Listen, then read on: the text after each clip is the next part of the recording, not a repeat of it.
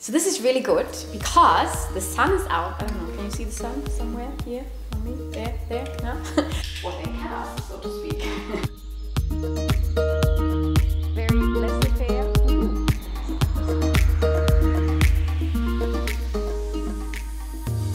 The sun is out and we're going to talk about a very happy sunny topic. And the sun goes, really? Take this for a thing. The sun goes in that moment where I'm talking about how to be happy at work. Doesn't matter, we make it like it's walking on clouds, so we're going to turn the clouds into something happy. And if you're sitting there right now and thinking, ooh, didn't you already do a video on how to be happy? Yes, I did one. So it was a bit more on general how to be happy at life, and I thought it might be a good idea if we dig a little deeper into how to be happy at work. So let's go and have a look and make your work life happy and cushy like you are walking on clouds. So for this video I thought about 5 questions. So these are the 5 questions you could ask yourself. Number 1, what makes you unhappy? I know this sounds a bit weird because aren't we talking about happiness? But sometimes it's good if you know what makes you actually unhappy. Because if you know what makes you unhappy, then you can try to find more of the opposite. So maybe think back about all the internships or work experience or volunteer work or any type of, where you have done any type of work.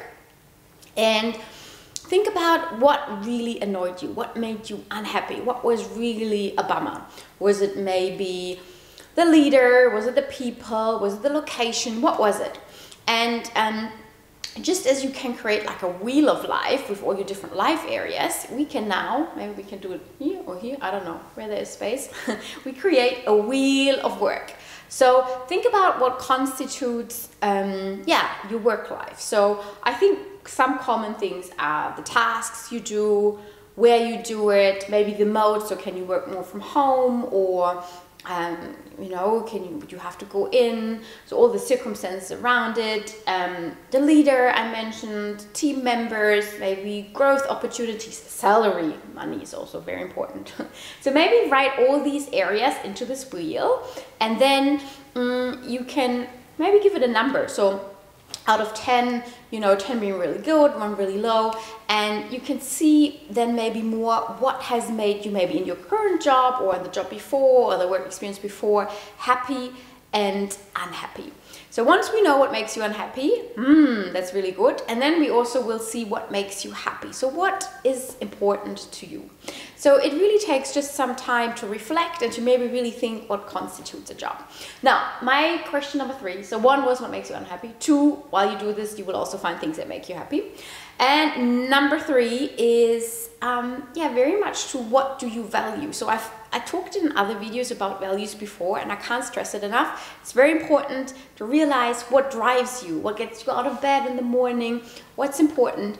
So have also a think if your current work is in line with your values, because a lot of people I work with, what comes up is actually often this value clash when they're unhappy at work. So it means that what they're doing, it's not in line with what they value. Then number 4, what motivates you?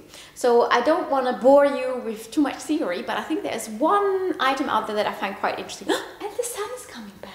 Yay, that's a sign. That's a sign. Okay. It's called self-determination theory. It's by Dickey and Ryan. Maybe it's also Dissy and Ryan. I don't know how to pronounce it. But anyways, self-determination theory goes about 3 items. So people are more inclined to grow or to change when 3 needs are met. 1 is the need for autonomy. So if you're being like micromanaged all the time, it's quite hard. Number 2, the need for being connected, related. So which means connecting with other people, being part of something. And number 3 is competence, so that you feel capable of doing it. So I think that's also very important when it comes to happiness at work, so that you see and try to find spaces where you match your level of autonomy that you want to have, your competence, and also the connection with others. And then the last one is always, what can you change? Because often we feel like really stuck at work because we think we can't change anything. So it's just the outer circumstances. And the question is, how can you create maybe the job that you want? It's actually called job crafting. So there's a term for it. So craft your own job, meaning what are the things you can do? Can you talk to your manager? Can you do more of these tasks or less of these tasks? And last but not least, the thing that you can always change is your thinking. So maybe you can, instead of saying to yourself, oh, this is horrible, you can say, I'm doing this job right now until I find something better. And for that, I take all the learning with me that I can. And these are the 5 questions. So what makes you happy? No, what makes you unhappy? We started. What makes you unhappy? What makes you happy? What do you value? What motivates you? And what are the small things you can change? And I hope with that in mind, you are one step closer towards making work like you are walking on clouds. See you next time. Bye bye.